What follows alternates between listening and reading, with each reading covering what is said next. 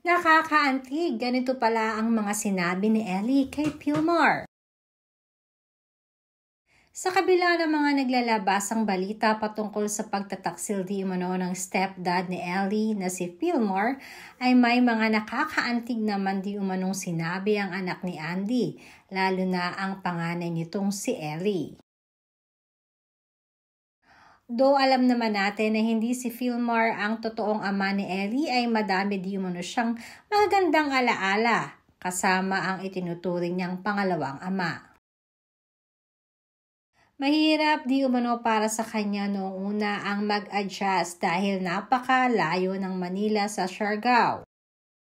Subalit dahil sa nais niyang makasama ang kanyang mama na si Andy, ay mas pinili nito na madalas manatili sa Siargao kasama ang pamilya nila at ni Pilmar.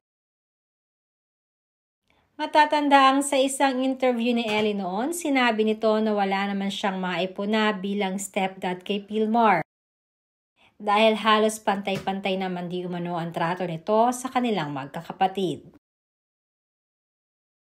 Kaya naman sa mga nangyayari ngayon kay Andy at Pilmar ay nakakalungkot at maaaring naguguluhan na din di umano ang mga anak nilang dalawa. Sa naging post ni Andy, marahil ay gets naman ng lahat kung ano ang pinagdadaanan nito. Ayon na rin sa aming source, si Ellie ay tipo ng batang napaka-reserved di umano. Malimit ay tahimik lamang at timid ang personality niya. Subalit nakakalungkot naman di umano para sa magkakapatid ang pangyayari ngayon dahil wala naman silang gusto kundi ang isang buong pamilya. Alam naman natin na bata pa lamang ay nagkahiwalay na si Andy at ang ama ni Ellie na si Uno. Hindi rin naman lingid sa publiko na balot ng kontrobersya ang naging pagbubuntis ni Andy noon kay Ellie dahil sa totoong ama nito. Nasa bandang huli ay nalaman din ni Andy kung sino ang totoo niyang ama.